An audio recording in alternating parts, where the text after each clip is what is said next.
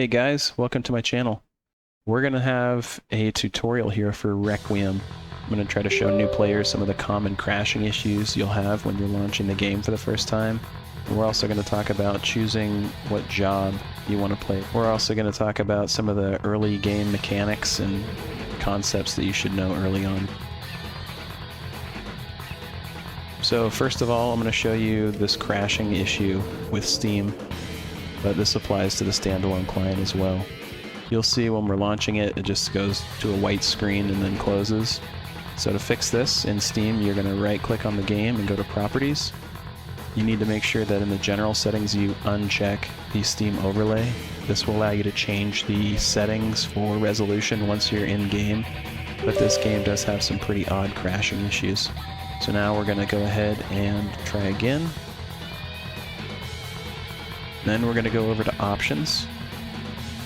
Make sure that the language setting is English. Crashing will default to Russian. We also need to check a resolution setting there. You may have to do this, you may not, but if you're crashing on startup after changing the language setting, make sure you also set up the resolution to the very first option. And this will prevent any crashing on launch.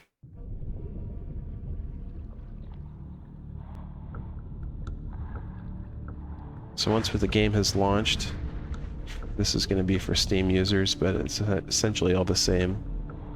You're going to select your server, and we're going to do a demonstration with a new account. For a brand new player launching the game, you're going to have this character creation screen open automatically for you. And I'm going to let you know, if you're a new player, you're going to want to play a magic job. So we have the 4 races to pick from. We have the Turin, Bartok, Kruxena, and Zenoa. And the reason I recommend that you choose a magic-based job is because Requiem heavily favors magic damage, mainly because you have heals and ground-placed AoEs, and that's going to allow you to cook through the enemies a whole lot faster. If you're a DPS using physical damage, you can play any job you want in this game. Some are just better for party, some are better for solo, and if you're going to play solo primarily, you're going to want to have a magic job. So you're going to want to try out one of these jobs. I'm going to talk about all of them right now. There's Templar, and you have 1, 2, 3 AoE skills here, and then they have a heal that it can cast on target, and they have a self dot heal. I'm not going to get into every single skill, but I'm going to point out what's important. There are 3 ground-placed AoEs that this job has. This one has a slow attached to it, so it doesn't work on bosses, but very useful. So Tempest is a very good choice. The other option would be Bartok, and this first job here is physical damage, so we're going to skip over to the Shaman. And we have 1, 2, 3, 4 skills that are AoE right here. We have a self-heal and a tick heal that you can add to a target if you want. So like an ally, a friendly, can get healed. There's 2 jobs that you can choose from. There's a Forsaker and a Mystic. Forsaker is a mix more of PvP and PvE. You have a Chaos Totem to kind of confuse your enemies, make them run around you, and you have 1 ground-placed AoE for damage. So they're not as great. They don't have any heals in this second job either, so you only have one main heal and a kind of a tick support heal.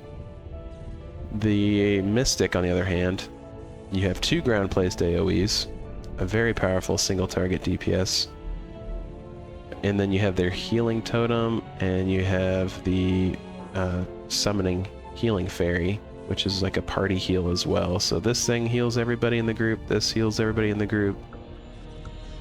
It's like a single heal, and then it has like a tick over time that does quite a lot as well later in game. So this job is very good. They can also resurrect dead teammates too, so Mystic is my main one I'll recommend to new players if you're just starting out, because it allows you to explore the game and you can pretty much kill anything with high DPS, excellent heals, so it's probably the very best solo job out there. Moving on to the Kruxena, you're going to have the Soul Hunter for the magic damage. So one This is an AoE, so with DNA, so 1, 2, and then Defiler is who I'm going to recommend for their second job. They have 3 AoE skills they can use. I'm not sure if people use the Deadly Disease, actually. They have 2 ground-placed AoEs. And this one here is Bloodstorm, and then they have Deadly Fog, and then this Trap of Stiffness holds them in place like a stun, so they can let these 2 AoEs just cook through people while they're locked down. So they have 3 AoEs, but 2 of them deal damage. This one's like an AoE stun, with plenty of other like cast AoE skills. So Soul Hunter's an excellent option as well. For their heal, this is their heal. It's like a life steal, and it can be AoE as well with DNA. We'll get into that later on in game. The next job is the Zenoa Battle Magician. You have 2 choices because their ground-placed AoE is in their first job. It's unique like that. They have a disadvantage compared to the other ones, so I would consider these guys kind of more of a steeper learning curve because most of their attacks have a minimum range of 4 meters that they have to keep their distance from their opponents, so they involve a lot of running around to fight because everybody's going to want to get in your face and you need to keep your distance. They do have a dash to help counter that as well, but just know that this job might require a little bit more movement. If that's something you don't like, this might not be the job for you. They have a kind of like a life steal. It doesn't deal much damage, but it's excellent for heals. You'll need to either do max 10 points in this and 6 DNA in order to be able to fully heal from this skill though, so that's what I recommend, 10 points in this and 6 DNA in the success chance for heal. This is their bread and butter AoE skill. You'll do DNA in this as well, but this one right here is single target. So you're gonna have one, pretty much one real skill. This is a stun.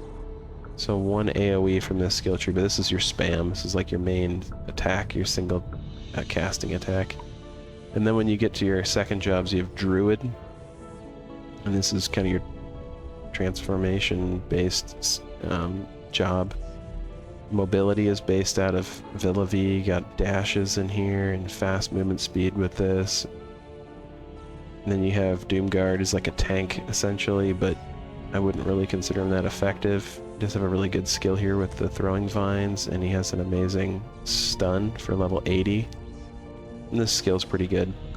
I will explain one small point to this because there are some confusing aspects.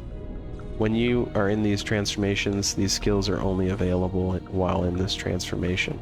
So you have to kind of jump back and forth, which makes this job a little bit harder. If you don't like switching around a lot, then maybe avoid Druid, but you're going to be using a lot of hotkeys. This skill and this skill, if you cast it, this is like a buff that'll go on you when you have a successful strike.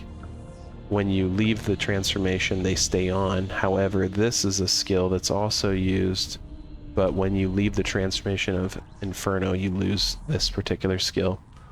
It can be casted on other people, and it'll stay on them, but just know that this is not a very useful skill if you're intending to use it for yourself. So Inferno's like the DPS for like melee. You can use something Swift Arm to like attack faster if you want to be an auto attack Druid, but that's not really something that people typically do anymore. This is an AoE skill. This is an AoE skill. This is a single... actually, this is an AoE. This is a single target stun, and that's an AoE stun.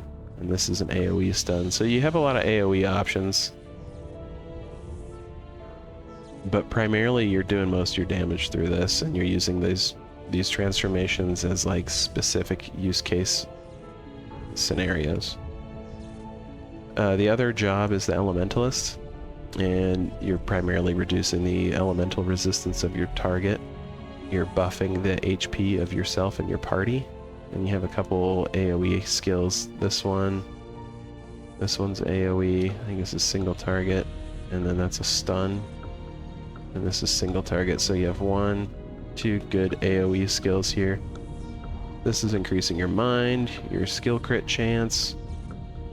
This is for finding assassins in PvP, so it's not really a useful skill for some people. This doesn't provide very much magic damage. I think it's like, I don't know, maybe 50 or something at the end game, or at like plus at level 9 or something, or 10. It's not very useful. And this is just a resistance-based skill. So I mean, the Elementalist is very good party support, but I just don't recommend this for brand new players unless you're already kind of used to this playstyle and really like it. But just know that the Battle Magician's a fast-paced kind of job, so if that's for you, then great. In this example, I'm going to show you Soul Hunter, and we're going to make a Defiler in the end. So we're going to start out here. You can click this middle button to zoom in on yourself. Putrice is going to be my name. Okay. And create.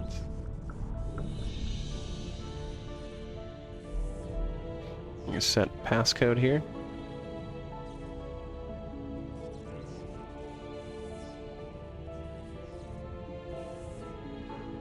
And then before I hit OK, I just want you to know there's going to be a cutscene that kicks on here. For the sake of the demo, I'm going to let this, I'm going to let the tutorial play.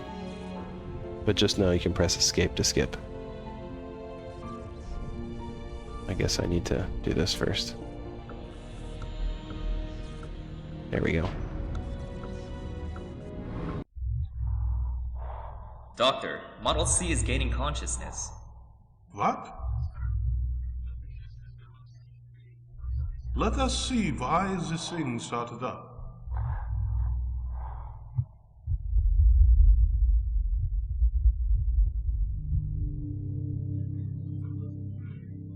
I detected no irregularities. Maybe Ernal sent a corrupt model. Prepare my tools. We will have to look deeper.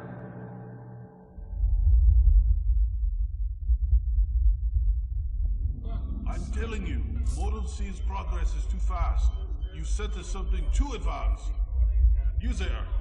End the project now. Burn it if we have to.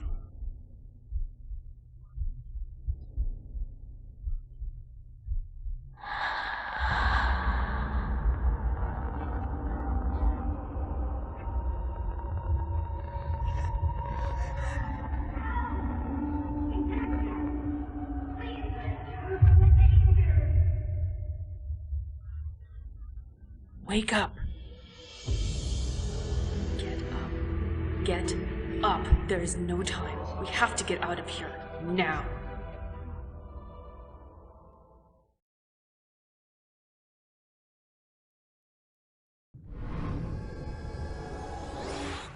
Alright, so now that we got this taken care of, I'm gonna tell you right now you can't move, you can't do anything until you've followed along with this little tutorial here.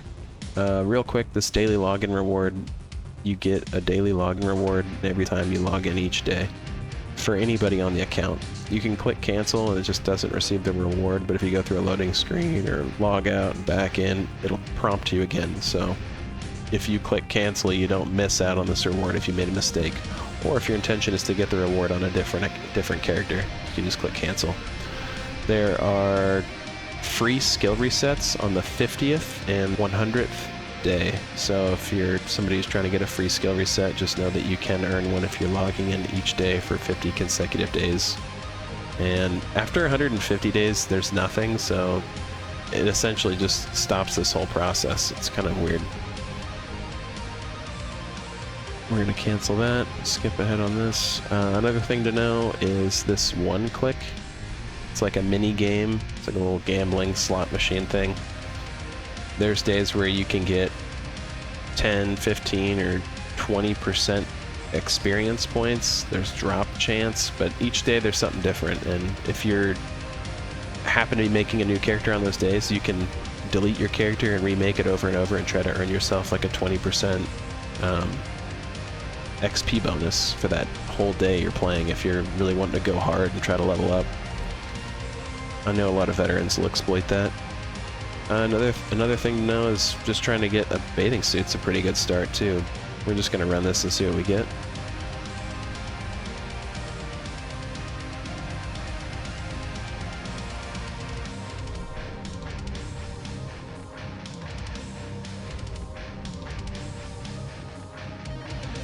Oh, nice. Alright, get an XP, or a HP one. Yeah, 400 HP, like right out the gate, that's huge. Like, we're just gonna start with the tutorial here. We're just gonna follow along. So real quick, it's just wanting us to accept the quest, and then it's gonna want us to hit U and open up the quest book. Tutorial, we're just gonna highlight this so it shows that we have active quests. That's what this is doing, it making it inactive. We're making it active. So you can prioritize your stuff. You can also click on it and abandon the quest if you don't want to do it. You can search for quests here by level range. Say you want to look for level 1 through level 10, what quests are available.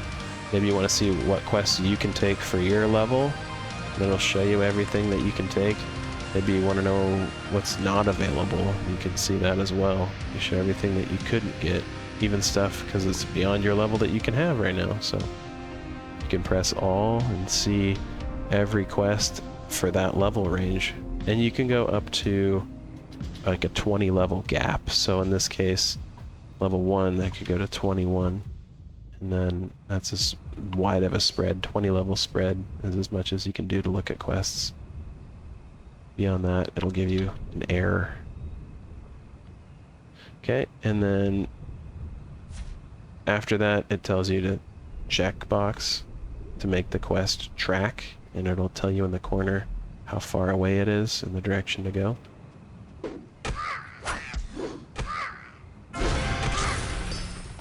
Okay. Ooh, very nice. The game is in maintenance mode, so we do not have any new events. What you see is what you get with the game now, including bugs. So this right here is a bound on acquire item. You have to double click on it in order to pick it up. I'm just going to show you something real quick. I'm going to cancel pickup.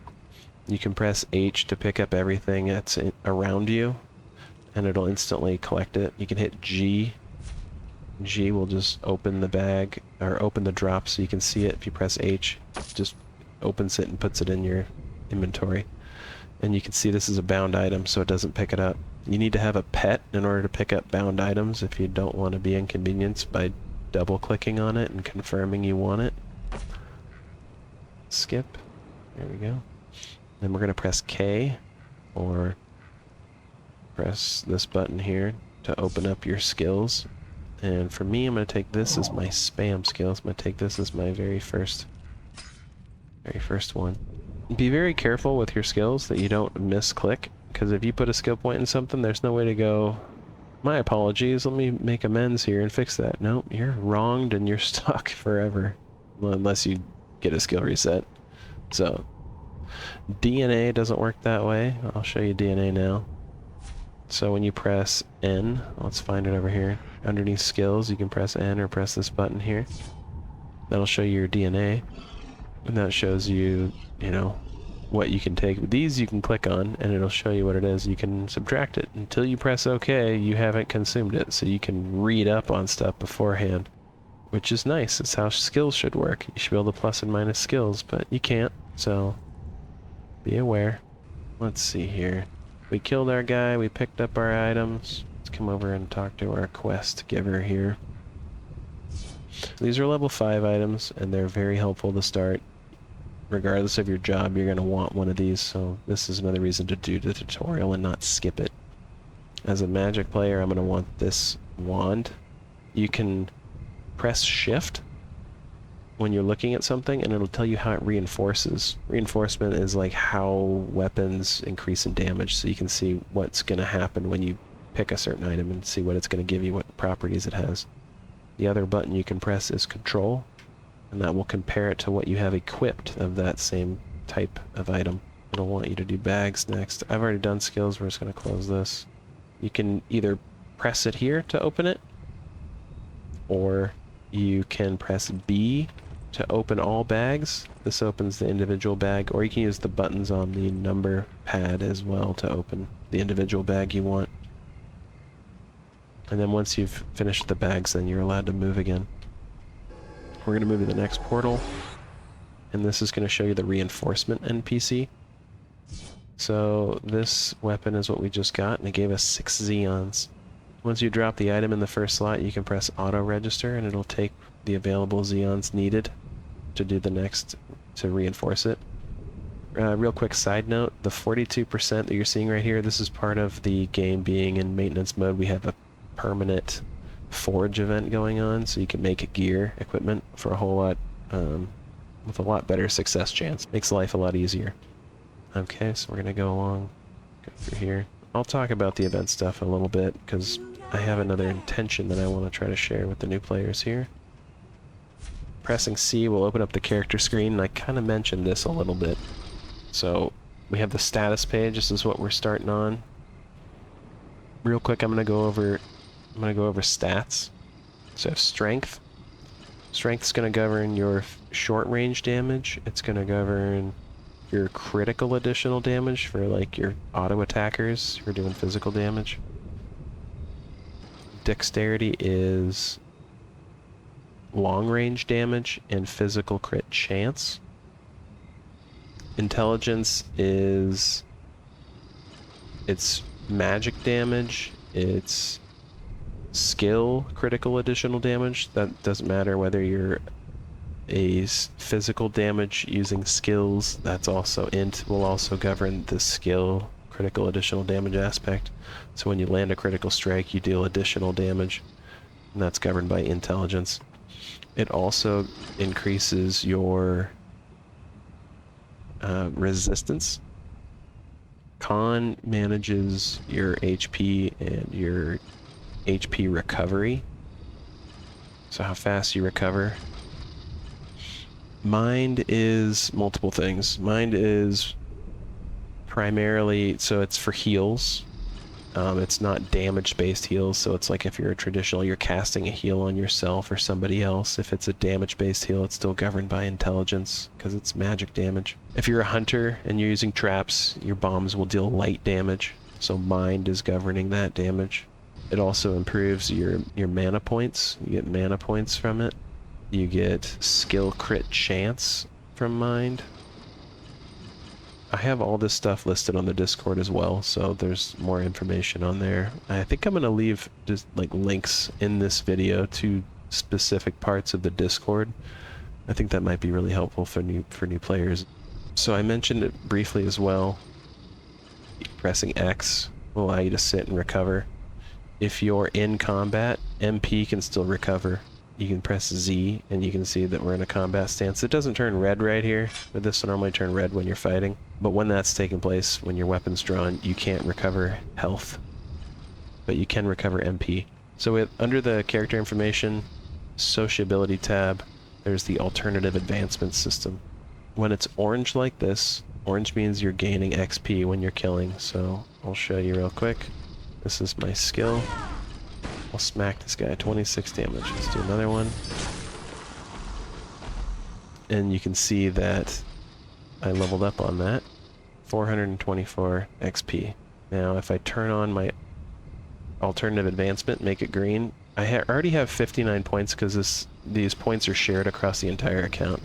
If you delete a character, make a new character, whatever points you've earned for the honor grade will carry over to the other character as well. So this is account-wide, and it never goes down, it never goes away, it's always there. And they're used for these skill points here. So there is magic property attack.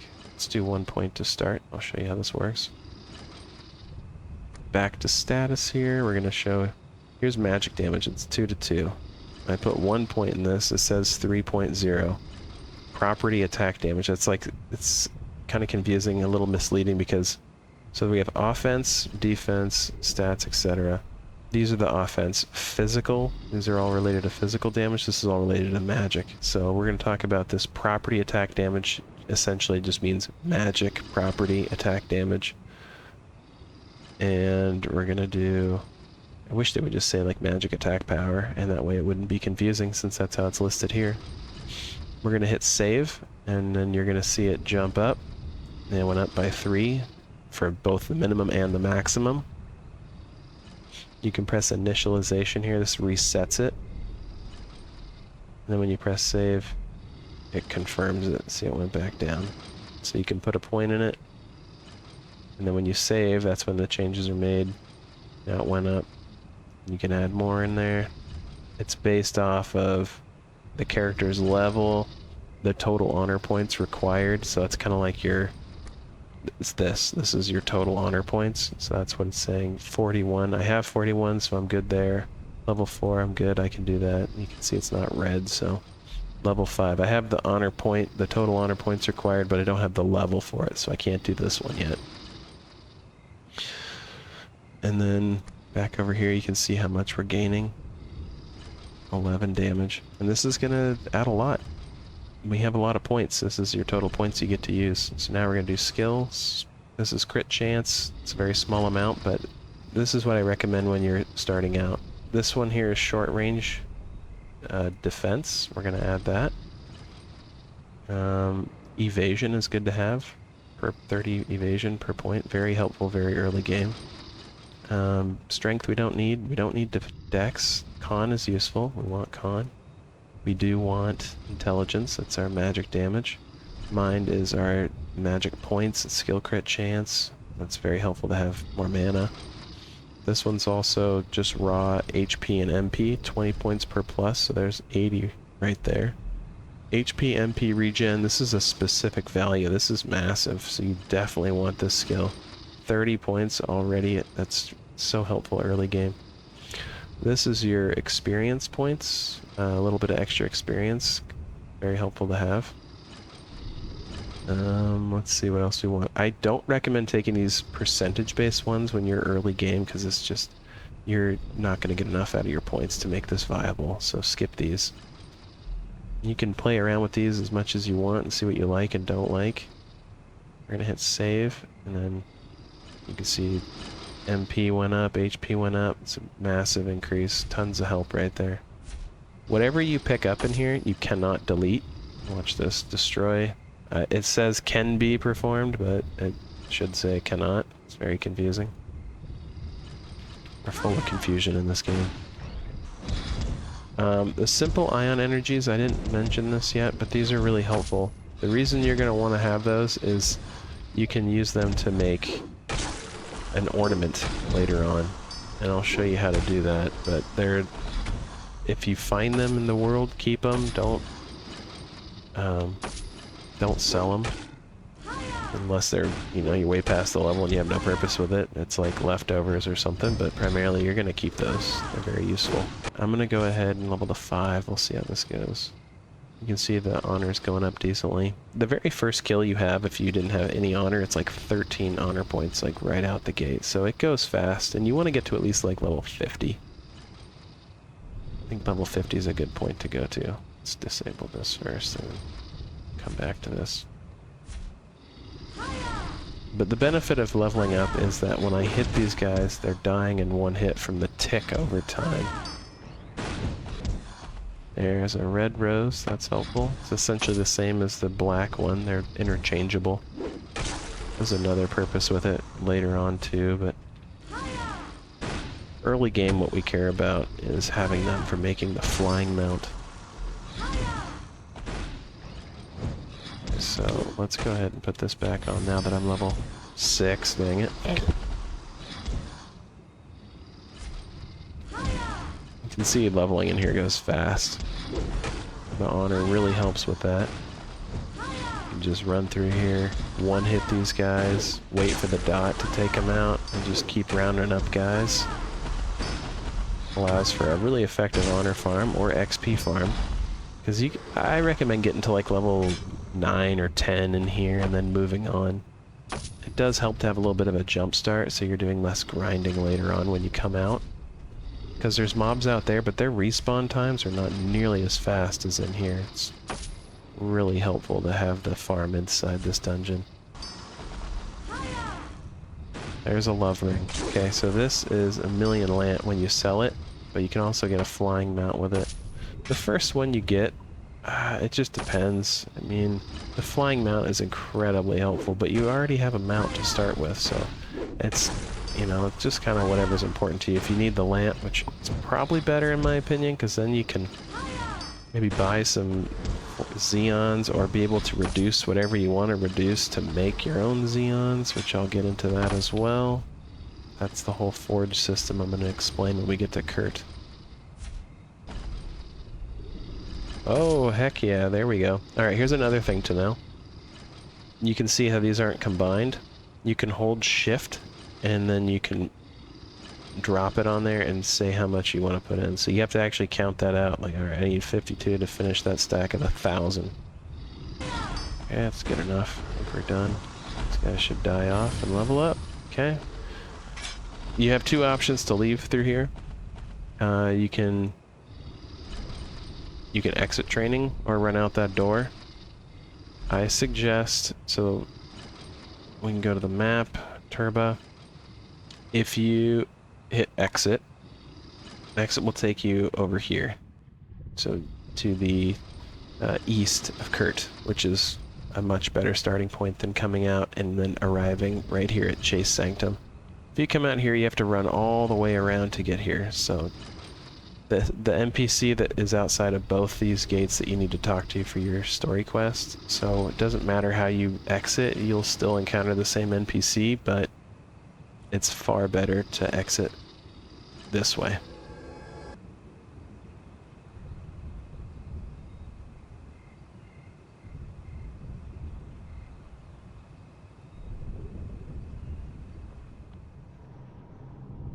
Alright, so in this game, there are specific times, in-game times. You can see we have a moon here to represent nighttime at the hours of 23 through 2300 through 0200.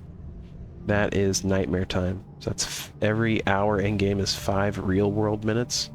So for 3 hours in-game, it'll be nightmare time, and that'll be 15 real-world minutes. Real quick, we're gonna visit the item reduction blacksmith. We're gonna reduce this stuff. This is the junk equipment. You can see there's a small fee, 100% chance I get between 1 and 9 simple basic Xeons, so we'll reduce it. Got 5, not bad. And then we're gonna come over to the reinforcement NPC, and then this is what we're gonna reinforce, which is the wand. Get 1 int and 1 magic damage each time. So we're going to take that as far as I can for the amount of simple basic Xeons that I have. So you can see that forging stuff is kind of tedious, so it's better to lower the resolution when forging. If you like the look of the game, that's fine. You want a higher resolution, go for it. But when you're making stuff, make the screen really tiny, because it's going to help you having less mouse travel distance. I'm level 9. We're gonna go open up the quest log here, and we're gonna look for Tiberian's Way, all these gift quests. We want those. We're gonna skip that heavy load quest because we're not gonna travel that far. We're taking these quests because these gift quests give you bags, inventory bags. You can have a total of 5. The last 3 that you can see here, you have to pay real money for them. So if that's something you don't care about, then yeah, it's 300 item all points, $3. So it's up to you if that matters.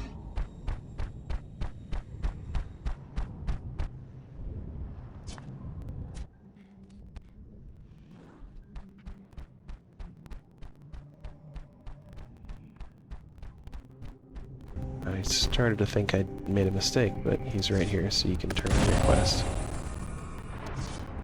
And that little change in look in game that went black for a moment, you hear that little ding. You can see the red emblem over here is indicating it's nightmare time. Let's hope I have enough DPS to even handle this. Terrifying nightmare mobs are pretty tough, and they're pretty durable. Plus they're much higher level. 16 versus 9. I don't have any real gear, so let's see how this goes. So what you're doing is looking for a specific one. This one that has the little indicator above his head. We're going to try to single him out and farm him for a cellular sample that he drops. Let's see how much XP we get for this. A whole level. Wow, that's massive.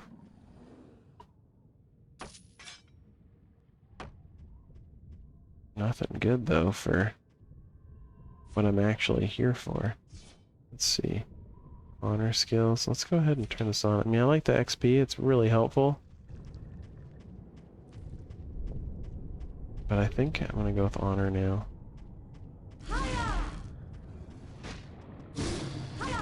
Can't have two things attack me. Take out the weaker one first. Let's go ahead and run this slot game real quick. Get it off my screen. Bummer, dude. 1 Xeon, huh? Not happy with this HP I'm running here. Oh, crit. That's good.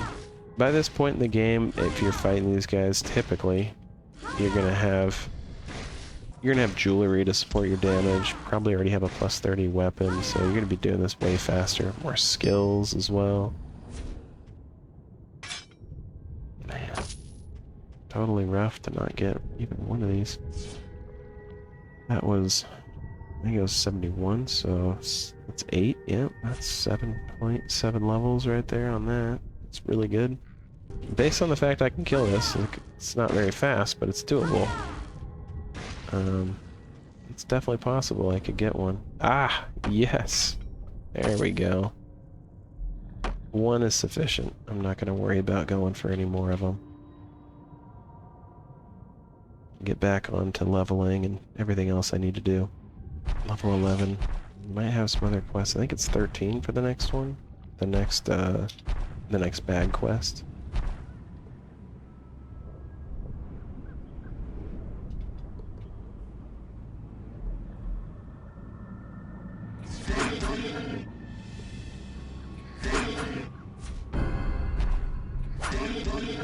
You really want to mess with me, huh? I was killing desert snails, man. What are you gonna do to me? This skill is your return. I'm leaving this up because I still want to show it. By default, Kurt is your return point, but you can talk to these ladies in white. Iozenic Registrar. Talk to these and you can set your return location. So if you cast this skill, you're going to return to that location. A 30-minute cooldown, so try to use it sparingly, or when you have your flying mount, you can suicide and choose your return point, and that's the best method in my opinion. But I don't have a flying mount right now, so I can't do that. We're going to fly back over here. This cellular sample. It looks like crud when you see physical damage and you're like, well, I'm magic, why would I want this? How's that gonna be beneficial? Well, you're gonna craft something with it, but the first thing we're gonna do is we're gonna go over here and kill these monsters. It takes a moment to run there, so bear with me on the journey.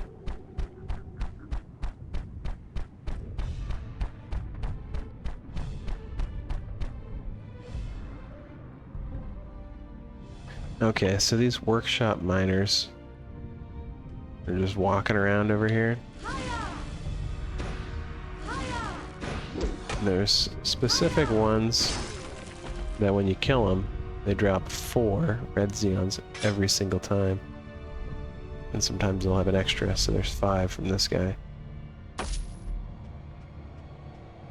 Workshop miner. This guy's got a pickaxe. Workshop miner. So he's walking around. There we go. So we're just gonna kill this guy, kill him.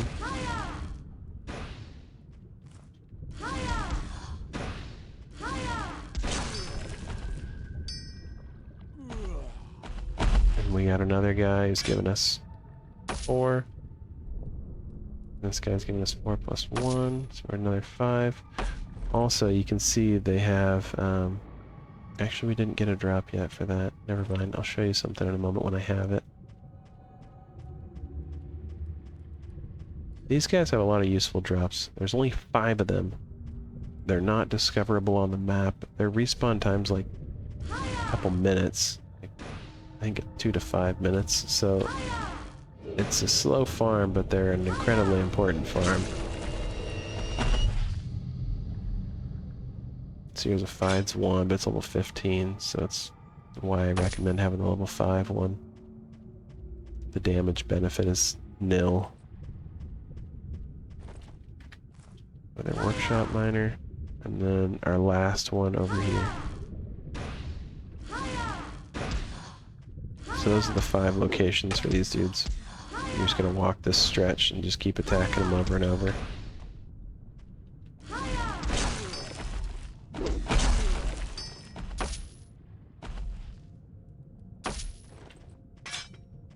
So this right here, see that? The property magic attack curse. It's exactly what we need too, which is great. So for the sake of the video, I'm going to call this good and stop here. And then we're going to move on. So we got what we need.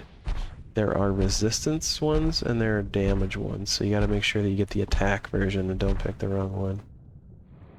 Or pay attention to the wrong one, I should say. Kill this guy too. They definitely seem to be responding faster than they used to.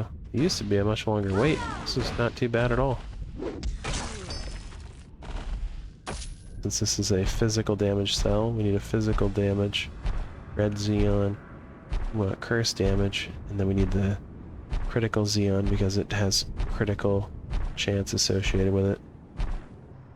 Get our 3rd bag. I need to go see the compounder. This is also a good time to show the town of Kurt and explain the NPCs and the layout of the town. Okay, so starting with this Flower Girl NPC, she's part of this event that we're having now, forever. So you're using these event roses. They go in here, and when you have a certain amount of them, then you can get a gift. 10 red roses or 20 black roses. I don't think it actually shows you the gift. Oh, it does. You can click on it and see what it gives. Okay. So you can see what the rewards are. These also drop in-game as well. So here's the bank merchant, or clerk, I should say. This is where you can store stuff. If you have joint accounts, those come from the item mall shop. I'm opening the item mall shop here and showing you. So joint bank accounts, you can either purchase this, which lasts for 30 days from the date you purchase it, 30 days out. Premium. The 1-day premiums, usually what I recommend because you don't get a price break when you buy more. These are 24 hours of concurrent play, so being logged in. It'll say active over here, and once you have premium, you get a whole lot of stuff. There's like, you get 80% more XP, you get increased drop chance, and Lant on pickup. You also get 2 accounts that are just for yourself. It's like the single bank accounts, like for each individual character you have created.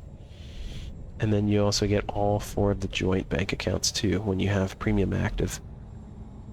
The benefit of having premium versus buying the other 30-day one is like, well, you get it for as long as you need it, really. Whatever you put in these, like I can't show you because I can't see them, but I can open this one.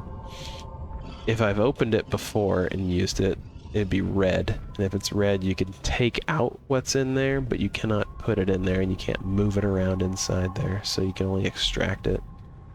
So there is some benefit of having it and then storing stuff in there and then taking it out later.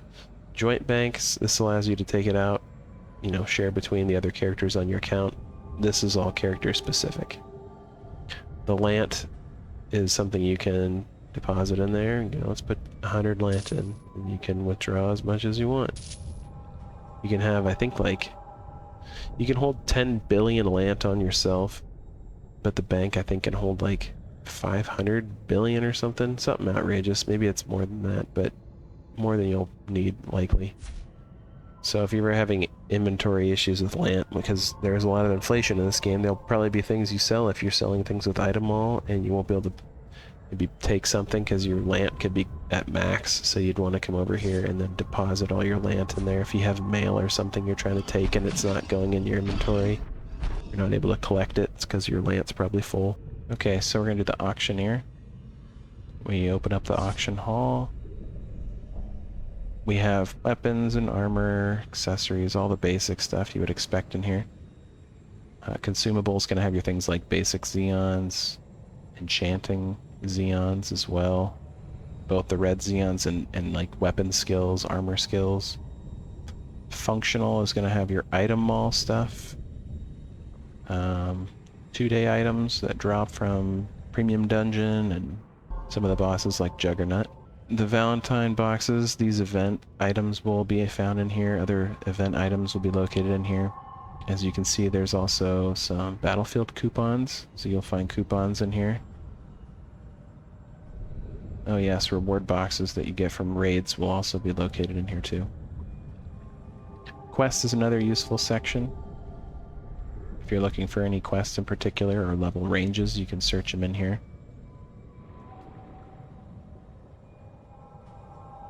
Basic Xeons are important to be looking for. Under enchanting, I would recommend searching for Eximius if you're an early or low level player, and try to find a useful weapon enchantment that you think would be good. Main thing I suggest is things like magic, double damage. Real quick, under accessories, necklace is where you're going to find the fluid enchantments. I'm going to look for fluid, and this will show me all the fluids because I haven't picked a grade or anything. If I want a specific level section, like say I want to look from level 30 through level 50, we can put that in here too, and we can look for all grades, but ones that have fluids that have this level range. So that's what we're going to get. Level 50, level 50, so there's lots of options in here for fluids. Press shift, see what we got. Yeah, it's pretty good. There's some good options in here, surprisingly.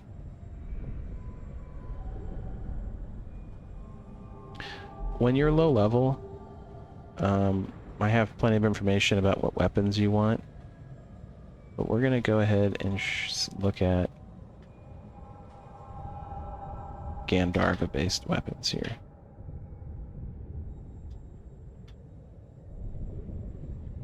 Gandharva's got the best weapons that you can use for the level range, and you can take these up to all the way to level 65 if you're willing. Because your jewelry and your armor, all your other stuff you're going to be equipped with is really your main damage. This is mainly because it has con associated with it. It's going to give you better longevity for leveling. That's why I recommend taking the Gandharva weapons to 65. The next thing I want to show is how the vendor system works. We're going to go to Actions, Personal Shop, drag and drop, open and close Personal Shop onto the hotbar. And we just go into the bag. We can put any item we want in here that's eligible to be sold in here. You can see these are bound on acquired. You cannot sell bound on acquired items in here. There's some items that can't be sold at all. They can only be sold directly through trading, and that would be Infinity Atmas. I think that's the only thing that comes to mind. So we're going to go ahead and drop some items we want to sell in here. Let's go ahead and just put random stuff in here. It doesn't matter what it is. And sell this for 2 million land here. You might want to count your zeros since there's no commas or periods. So if it'll say the price per item, like for example, let's go over here to the simple basic Xeon since there's 8 of them in here. We'll sell this for 1 million land. 125,000 land per Xeon. Again, these prices are just for fun. You label your shop whatever you want, and we'll just do play Requiem's testing shop. Okay, and then start selling. Okay. Back on Patrice. So you can see here's the shop. When the person has their shop open, you can see that it's also reversed. Whatever the order is that you place it in the first slot is actually the last slot for how the person on the other end sees it. You can obviously go and purchase these at any moment. And when you purchase it, it takes your land. It pays the other person. Simple as that. This NPC over here, the vendor searching guide, you can click on this NPC and you can search. If you press search and you haven't put any criteria in here, it does nothing. I tend to find that using a single space, I think I did 2 spaces. Let's go ahead and try that again. Single space. So when you do a space, you can see that most items will have a space in there. You know, +0 space. So you can almost find every single item if you just put a space and search it. And then you have an option here for display on map. Quick side note, the location. Most places will actually say the location, but for some reason, Nova Lux, maybe there's other places too. A blank like this generally means they're in Nova Lux, usually right next to the warp gate. That's where people usually stand around and sell stuff. So if you want something, that's what you can do. So then you press display on map, and once you press that, you might think nothing happened, but you have to hit M, and you'd have no idea where it is. You have to look around a little bit, and you can see here there's a little dot right there. So we can zoom in on Kurt, and we can see there's a dot right where my shop is, plus the party member. But that's how you can find somebody with the blue dot if you're looking for somebody who's selling something and want to know where they're located. When we're done with our shop, we can just close it, just like that, all done. Okay, the next thing we're going to talk about is direct trades. You come over to your player and you're going to click on their name that you want to trade with, and you're going to either request trade with them or request a bind on acquire trade. First, we're going to discuss the regular trade. This is for all things that are not bound. So it's as easy as that. You open it up and you can place your items in. We're going to give back that love ring, and he's going to give me back my 200,000 lant from that earlier trade. Okay, you put it in. This is when you're happy with it, you hit complete, and then the other person agrees, they complete, and then you confirm it on both sides. The trade is done. The next trade option is the bind on acquire. The other person agrees, you open it up and you'll have a different screen. This one here, you have to use an item mall item to make this happen. Bound on acquire. So there's 2 different types of bind Xeons. It's very important to know the difference. Bind on acquire is anything that says bound on acquire in brackets on the item. So that's those things that, like these roses, you have to click on these, double click on these when they drop in order to pick them up. That would be an example of when you need to use bind on acquire Xeons. Bind on equip items are just that. These are things like jewelry, late game armor, and weapons. They're going to be all bound to you. Some of the weapons and armor are also bound on acquire, so you do have to pay attention. I'll look at my character real quick, and you can see on this bracelet, for example, it says bound on equip. And again, just to show, here's the rose, bound on acquire. So that's how you decide which bind Xeon you need from the item mall in order to fulfill making it tradable.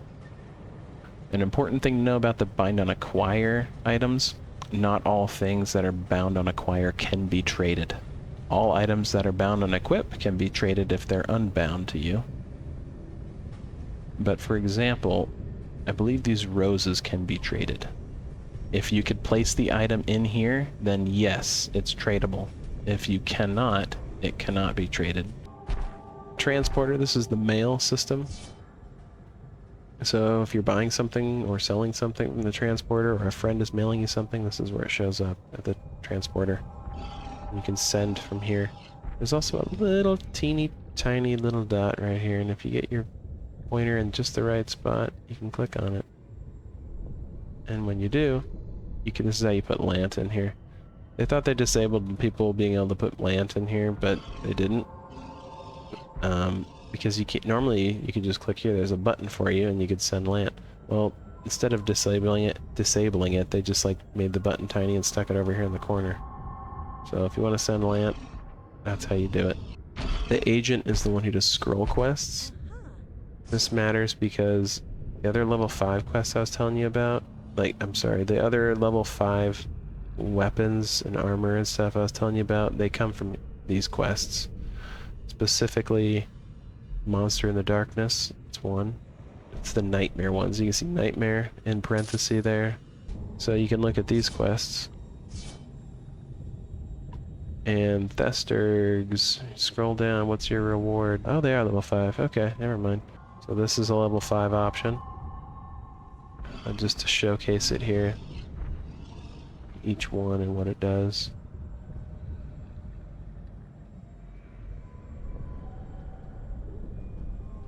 And as a reminder, I'm pressing Shift. Decline. And you can see level 5 on these as well.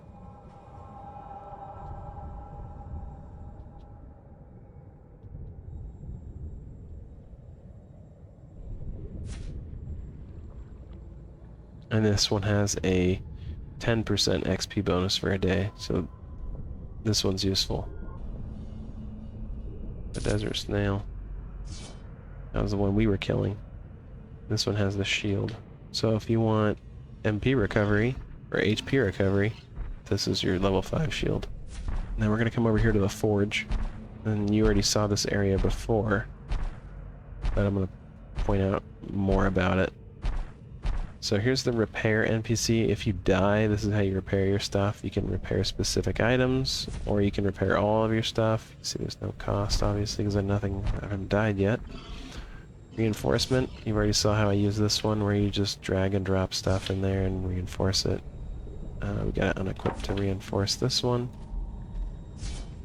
Okay. And then there's the item reduction. This is how you get your Zeons, as I mentioned before.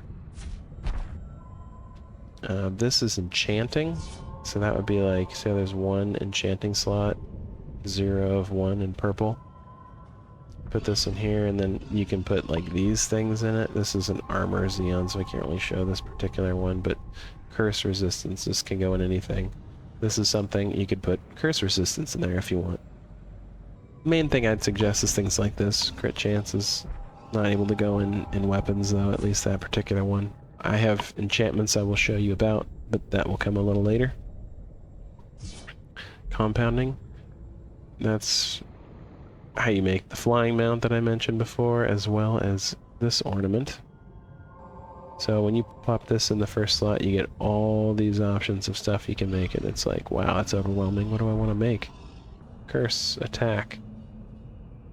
So this is the stuff we were collecting components for earlier. So we're going to make this. I need a simple revamp.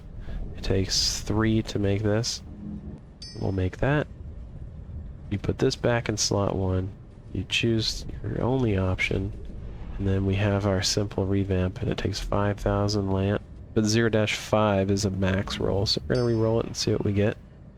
0-3, that's better than it was before. Let's try it again though. So that's close to max. I'll keep it, 0-4. The reason you make this when you're this level, even as a magic user, is because the next available ornament that you can make to fill that slot is level 35. So it's a long ways away. So it's better off using that one and making a workaround to make it viable, because it's better than nothing. The next thing to know is over here, these NPCs, they're battlefield merchant rewards, and they have some really useful things. Like for instance, if you're a caster, you're going to potentially want to use FOC armor. You can see how this reinforces. It's got skill crit chance, skill critical additional damage, and intelligence. So very useful. 4 slots. You'll be thinking to yourself, well, how am I supposed to get that? It's pretty hard as a new player unless you kind of just ask somebody in the community.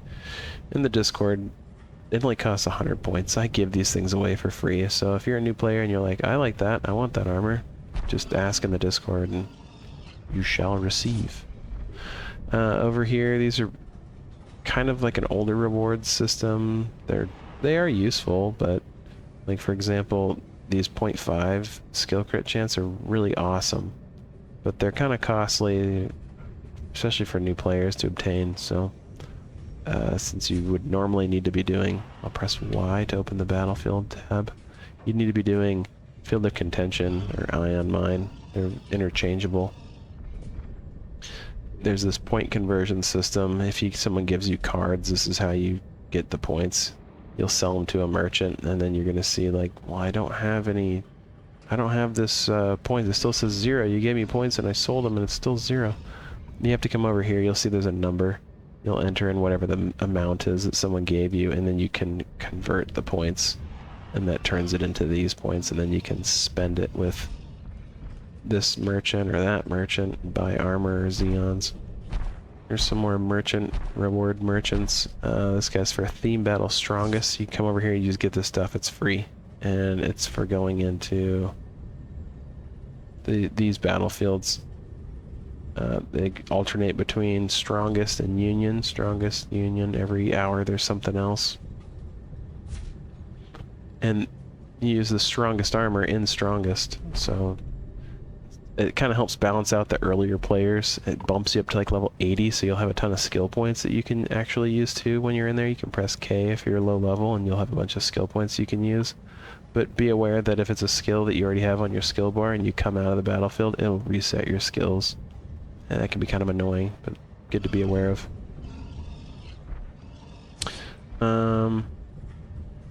These merchants over here, these are pretty useful, but mainly intended for PvP. These things are, they cost a lot of land. They're hard to reinforce. They cost a lot to reinforce too.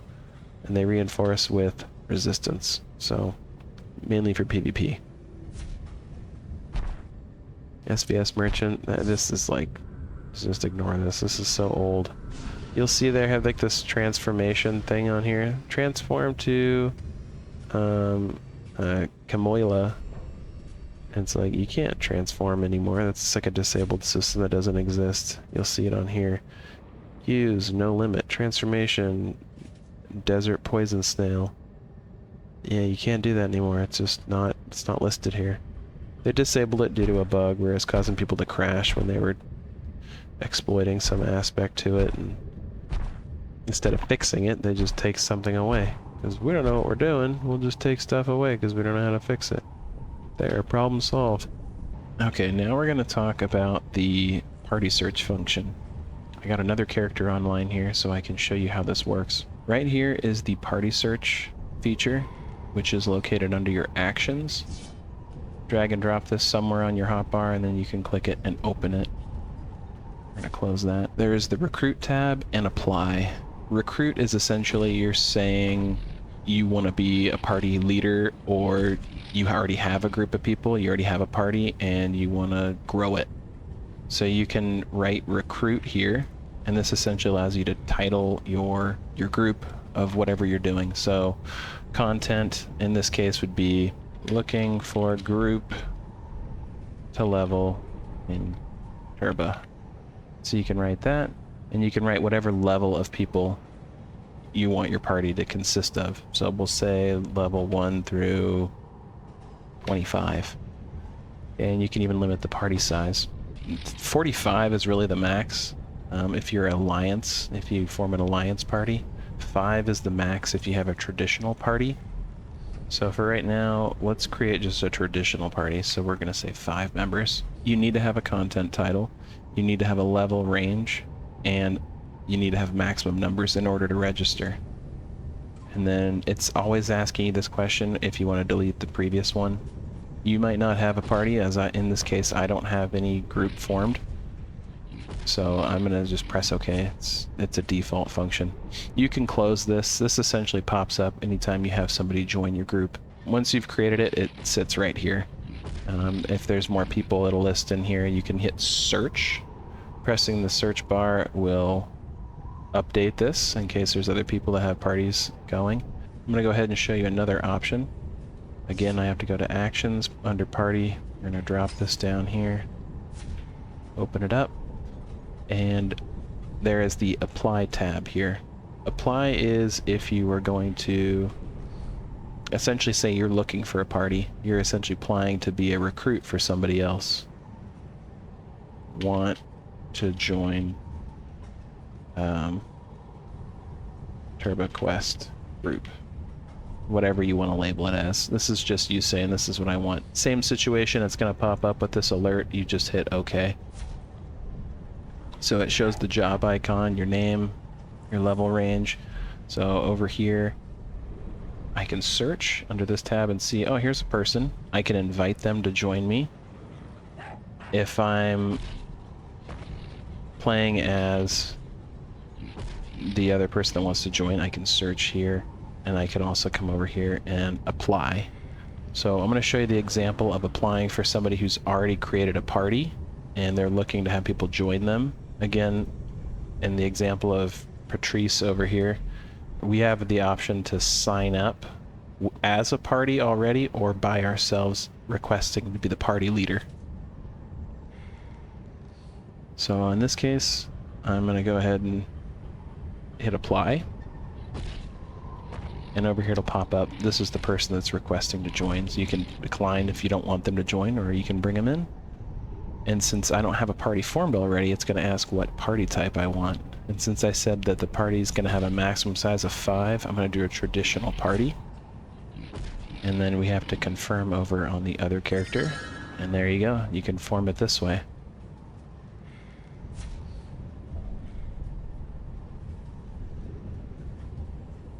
Since we already have a party open, I can show you the party menu. You can adjust how items are distributed in the group. You can have it be random, individual. It's pretty self-explanatory. Appointment acquired. You can set specific people in the party to take things. You can only make modifications when there is no one in the group that's in combat. Die set. This is essentially saying that if a certain item drops, there's a pop-up on the screen so people can roll for it. It allows you to say, I want this or I don't want this, and then you have a chance to win it. I can give an example of it here real quick. I'm going to go ahead and just put all this stuff on roll. Go over here and grab the other character. Another point too is I didn't change how things were acquired, so it's in order, meaning it's going to go back and forth. One person can pick up, one person can't. When you have things set to a die roll setting, you should probably put it on random distribution or individually acquired. Random just means whatever's not on roll will just randomly be distributed amongst the group. Individually just means, obviously, whoever picks up that drop gets everything that isn't on roll automatically. So we'll just do individually acquired. And then we can come over here. And once you pick it up, you see there's a roll option here. You can say, I don't want the lamp, but I do want the ion energy. And it gives you a roll value, and essentially you're competing for it. This guy over here, we're going to take it. And you can see it goes to whoever wins the roll. Another thing to know in the party settings, you can change how experience is distributed. You can have it by contribution, which means if you're in a group like this, where the levels are very broad, the higher level character is going to really screw up how XP is contributed. So if I have it like this, you can see my lower level character can kill and get experience. My higher level didn't participate, so he wouldn't have gotten any anyway. But if I attack, you can see that I'm such a high level, I don't get experience for the kill anyway. The party's level, if I add up both these characters and divide by the number of people in the group, that gives you your party's average level. And that's what matters when it comes to the drop rate. People will exploit this, and in a good way. If you're ever wanting to fight enemies who are much lower level than you, you can have a lower level person in your party, and you can use that formula to get to a rate of, well, in this case 27 plus 8, level 35 divided by 2. That means the average level in the party is 17.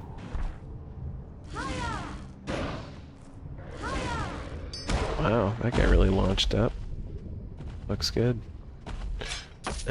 I do recommend checking all these mobs because you never know what event drop they're going to have on them.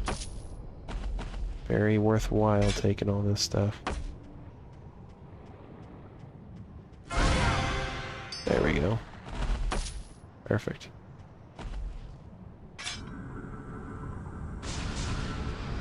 Alright, mount up and let's go turn in some quests and progress this.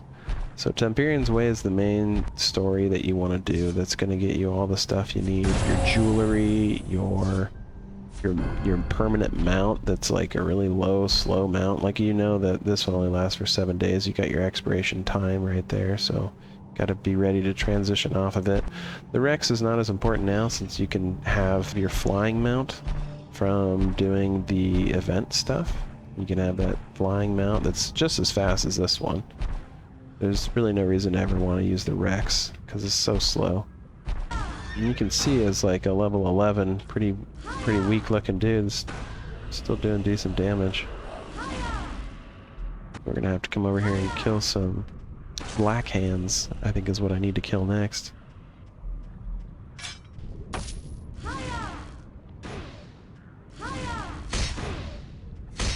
So black hands fighters is what we need to get for the Alpha Temperian testing. Actually, we need one more. 2 more.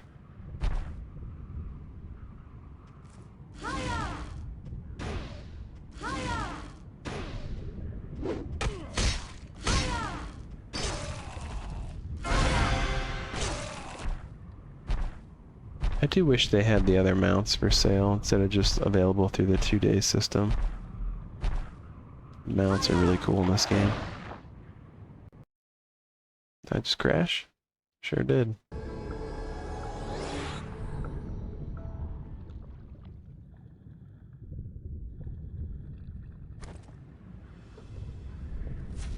Okay. Let's try this again.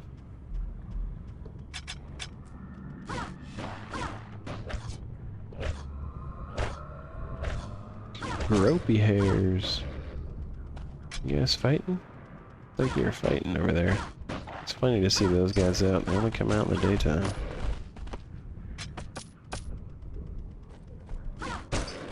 Nice. Couple of crits. Very nice. Lots of event drops right now. Okay. So now we got that done. Can't look at this one because it's really gross. So there's like an error, I guess, with the NPC not being... doesn't have the proper map strings.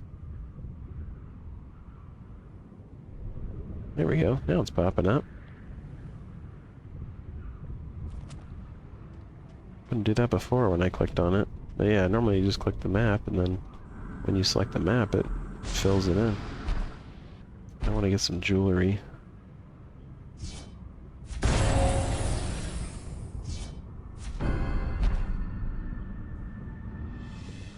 I'm not sure if I want XP on or honor at this point. Typically, you're probably fine just leaving yourself on XP, because this game, you're needing to level a little bit, grinding a couple levels here. But it's your choice. Again, having that start where you go to level 9 or thereabout before you leave the tutorial really helps a lot.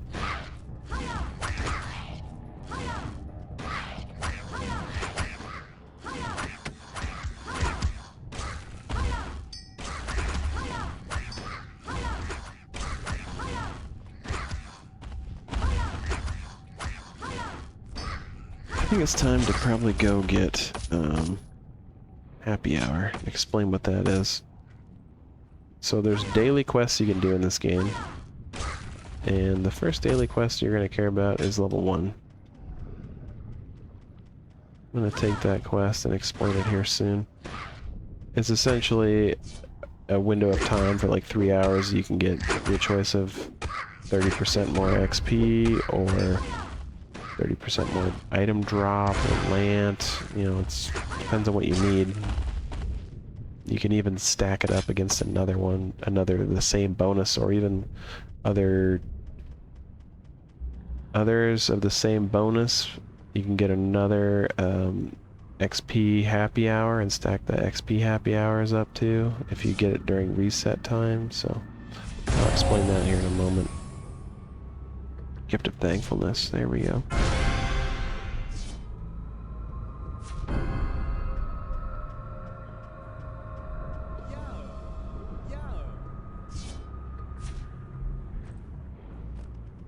So there's one more bag to get. At level 15, I'll get my last one. So for now, we're gonna fly over here.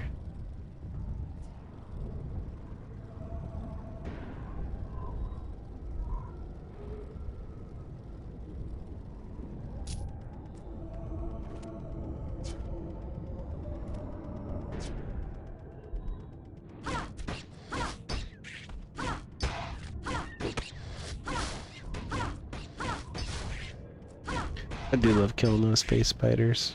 Such weirdos.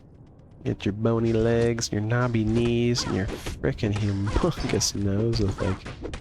What are those little scrunchy things inside your mouth? Like, I want to know what those things are. Ooh, a love ring. Alright.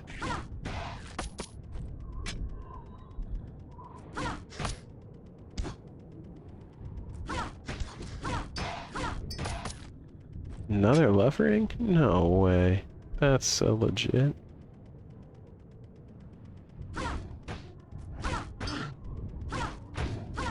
I miss all the quests that used to be here. Used to be a lot of content for this map.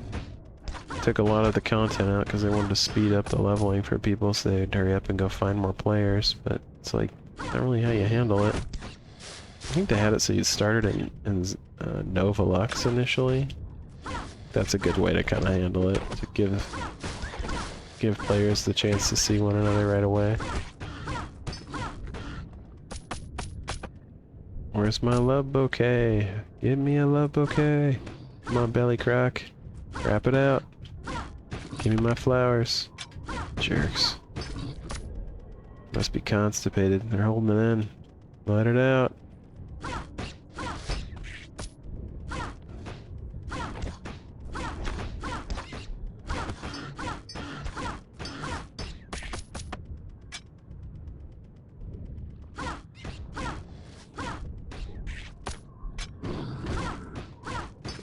3, 2, 1, go!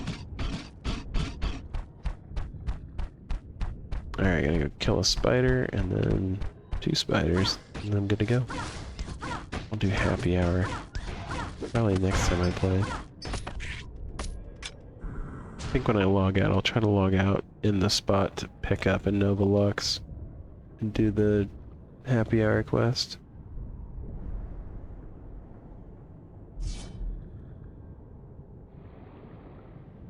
Almost picked that. Don't pick that. There we go. Okay. Gift of cheer. Here we go. Excellent. 5 bags. Let's go reduce and maybe reinforce a little bit. Okay, that's good enough.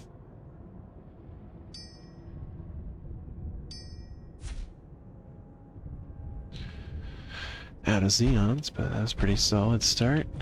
Okay, we gotta do Desert Stone Golems and Gropies. Okay, here we go. Let's go smack a couple of these.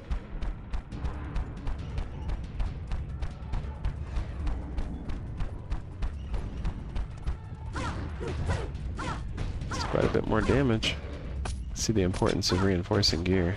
You can go to damage tab here and I can scroll back, and I was doing like 106, 107 to most of those desert pez and stuff, and now I'm doing like 140, 138, 140, yeah, that's good.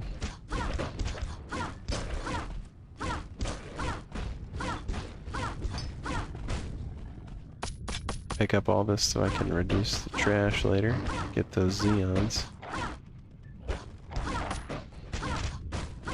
These guys do inflict more damage, that's for sure. Even at 1000 HP, still kinda hurts. Gotta make sure to sit down between my fights. Alright, Putrice.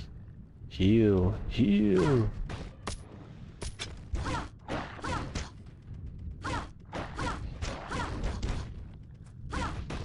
It's more simple.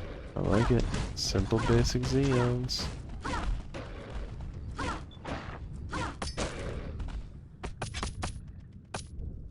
Gosh, so many roses. It's insane. Roses are important though, because someone can always gift you the ingredients for making the mount, but the roses are bound, so always good to take those. Plus, if you get too many of the roses, you can always just make exchange them with the flower girl to make some lucky boxes, or gift boxes, whatever they call them. Flower gift box.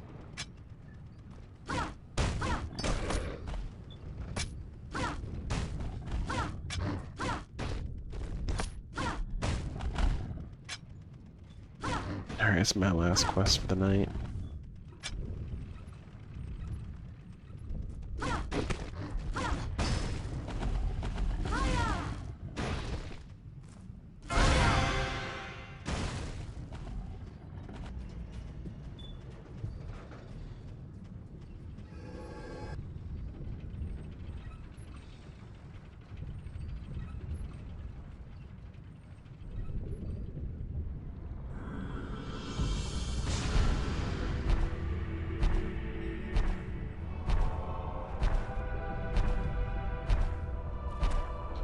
Alright, so we got 2 quests to turn in here. I'll go turn in the Temperian Way one first. And then I'll do Alpha Temperians next.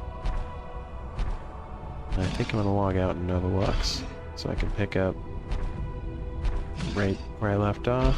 I'm getting what I need to make enough. Let's see here. Simple Energy 1, here's 2. Okay, nice. 5. Need to do that one, and then I need to do this one. Very good.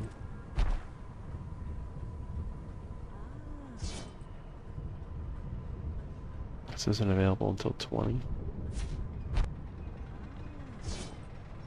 Level 10.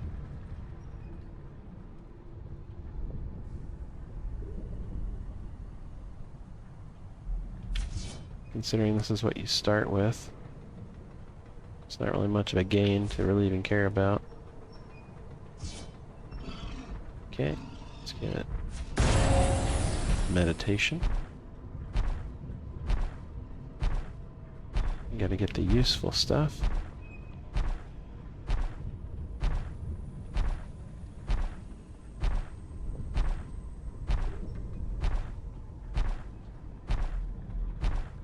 Level 17. It's going pretty quick.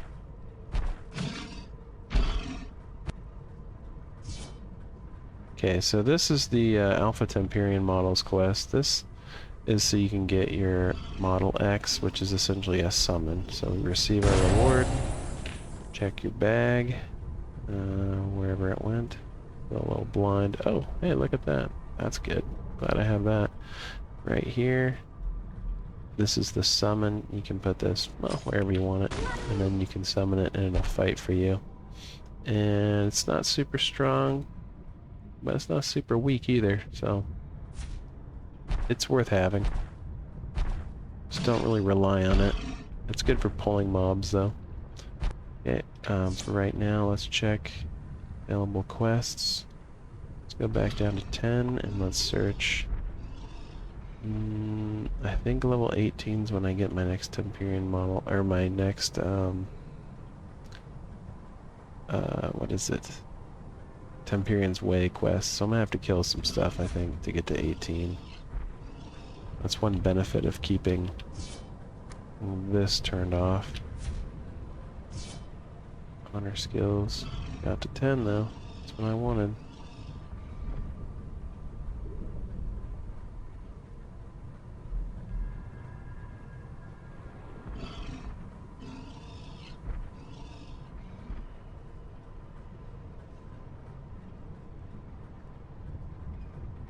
Okay, good enough. Now we're gonna come over to this NPC and set this as my return location. Hey guys, thanks for joining me for this guide video. Hopefully you'll join me for part 2. We'll be talking about the Possession Beast, Happy Hour, other daily quests like the Forge daily quest that you get at level 50. There's a lot to cover in the next one, so stick around.